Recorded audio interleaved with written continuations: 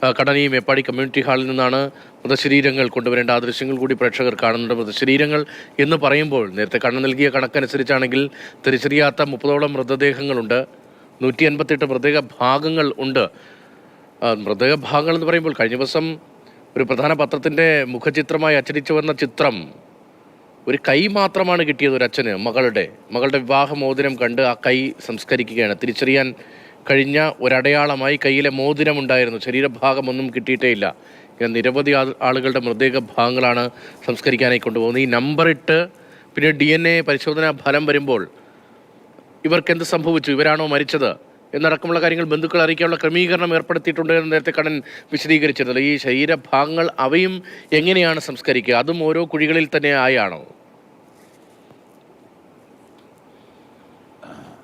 അതിനു മുമ്പ് ഇപ്പോൾ നമുക്ക് ലഭിച്ച ഏറ്റവും പ്രധാനപ്പെട്ട കാര്യം പറയാം രതീഷ്. അതായത് ഇന്ന് ആദ്യഘട്ടത്തിൽ 30 മൃതദേഹങ്ങളായിരിക്കും സംസ്കരിക്കുക. ഞാനിപ്പോൾ നിൽക്കുന്ന ഈ APJ അബ്ദുൽ കലാം കമ്മ്യൂണിറ്റി ഹാളിൽ നിന്ന് 3 മൃതദേഹങ്ങൾ, അതായത് ശരീരഭാഗങ്ങളല്ല മൃതദേഹങ്ങളായി 3 മൃതദേഹങ്ങളായിരിക്കും കൊണ്ടുപോവുക. തൊട്ട് സമീപത്തൊരു ഹാളുണ്ട്, MSC ഹാൾ എന്ന് പറയുന്ന ഹാളുണ്ട്.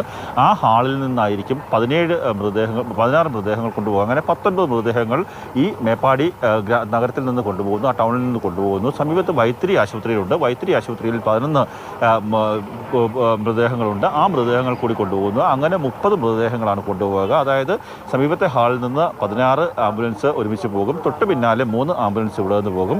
വൈത്തിരി ആശുപത്രിയിൽ നിന്നുള്ള ആംബുലൻസ് അത് ഡയറക്റ്റായി ആ പുത്തുമല ഭാഗത്തേക്ക് എത്തും. അങ്ങനെ 30 മൃതദേഹങ്ങൾ സംസ്കരിക്കാനുള്ള തീരുമാനം, അതായത് ഔദ്യോഗികമായ സർക്കാർ ഓർഡർ അല്പസമയം മുമ്പ് ഞാൻ കാണുകയുണ്ടായി. അവിടുത്തെ ഉദ്യോഗസ്ഥരുമായി സംസാരിക്കുകയുണ്ടായി. അതിന് ഇന്ന് ലഭിച്ച വിവരമാണ് 30 മൃതദേഹങ്ങൾ സംസ്കരിക്കാനുള്ള ഓർഡറായിട്ടുണ്ട്. അതിൽ ഞാനിപ്പോൾ നിൽക്കുന്നിടത്ത് 3 ഭൗതിക ശരീരങ്ങൾ മാത്രമാണുള്ളത്.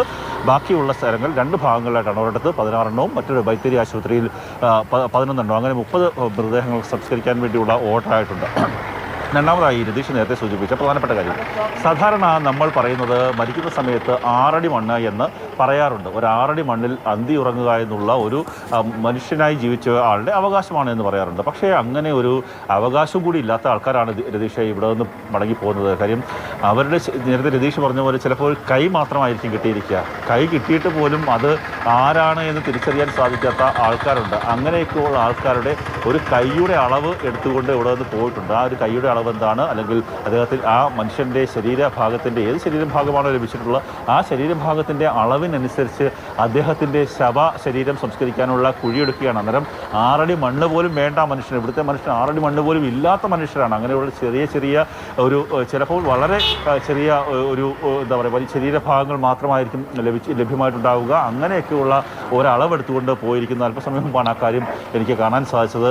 ആ ആൾക്കാരൊക്കെ തന്നെ ഒരു ശരീരത്തിൻ്റെ എത്രയാണ്, അപ്പം കയ്യുടെ ഭാഗമാണെങ്കിൽ അല്ലെങ്കിൽ കാലിൻ്റെ ഭാഗമാണെങ്കിൽ അതിൻ്റെ അളവ് മാത്രം, ആ അളവിൽ 10 അടി ആഴത്തിൽ ആ അളവിൽ മാത്രം കുഴിയെടുത്ത് അങ്ങനെ സംസ്കരിക്കുന്ന ഒരവസ്ഥ കൂടി ഉണ്ട് രതീഷ്. അങ്ങനെ ഒരു ദയനീയമായ അവസ്ഥ. നമ്മളൊക്കെ 6 അടി മണ്ണ് എന്ന് അഹങ്കരിക്കില്ലേ, ആ അഹങ്കാരം ഇനി വേണ്ട എന്നുള്ളത് തന്നെയാണ് ഇതിൽ നിന്ന് നമുക്ക് മനസ്സിലാക്കുവാൻ സാധിക്കുന്നത്. ഇതുതന്നെയായാലും വലിയ അല്പസമയത്തിനുള്ളിൽ തന്നെ ഇവിടെ നിന്ന് 3 മൃതദേഹങ്ങൾ മാത്രമാണ് കൊണ്ടുപോകാനുള്ളത്. അതുകൊണ്ടാണ് വലിയ രീതിയിലുള്ള ഒരുക്കങ്ങൾ ഉണ്ടാകാത്തത്.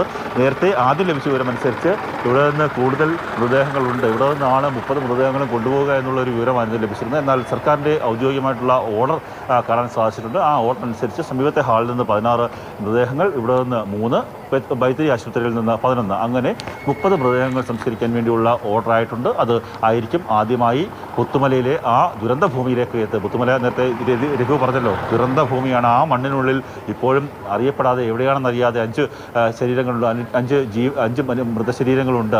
അവരെ കണ്ടെത്താൻ സാധിച്ചിട്ടില്ല. ആ മണ്ണിലേക്ക് തന്നെയാണ് അജ്ഞാതരായിട്ടുള്ള ഈ മനുഷ്യർ മടങ്ങിപ്പോകുന്നത്. അവിടേക്ക് ഞാൻ നേരത്തെ സൂചിപ്പിച്ചതുപോലെ അവർക്ക് 6 അടി മണ്ണ് എന്ന് പറയുന്ന ആ ഒരു, നമ്മളൊക്കെ വലിയ രീതിയിൽ പറയാറില്ലേ മരിക്കുമ്പോൾ 6 അടി മണ്ണ് എങ്കിലും വേണമെന്ന്, ആ ഒരു അഹങ്കാരം സംസാരം ഒന്നും ഇവിടെയില്ല. അവർക്ക് അവരുടെ ഏത് ശരീരഭാഗമാണ് കിട്ടിയിട്ടുള്ളത് ആ ശരീരഭാഗത്തിന് വേണ്ടിയുള്ള ഒരു അളവ് മാത്രം എടുത്തുകൊണ്ട് ഇവിടെ നിന്ന് ഉദ്യോഗസ്ഥർ പോയിരിക്കുന്നത് എത്രയോ ദയനീയമായിട്ടുള്ളൊരവസ്ഥയാണ്. എന്തിനായാലും അല്പസമയത്തിനുള്ളിൽ തന്നെ ഇവിടെ നിന്നുള്ള ഭൗതിക ശരീരങ്ങൾ അവിടേക്ക് എത്തിക്കും. ഈ പുത്തുമലയിലേക്ക് പോകുന്ന വഴി ഒറ്റ വഴി മാത്രമാണ്, അതായത് ചുരൽമലയിലേക്ക് പോകുന്ന ഒറ്റ വഴി മാത്രമാണ്. അതുകൊണ്ട് തന്നെ കോൺവേ അടിസ്ഥാനത്തിലായിരിക്കും ഈ വാഹനങ്ങൾ പോവുക. ആ സമയത്ത് ചുരൽമലയിൽ നിന്നുള്ള മറ്റു വാഹനങ്ങളൊന്നും തന്നെ കടത്തി വിടാൻ സാധ്യതയില്ലാത്ത അവസ്ഥയുണ്ട്. അതുകൊണ്ട്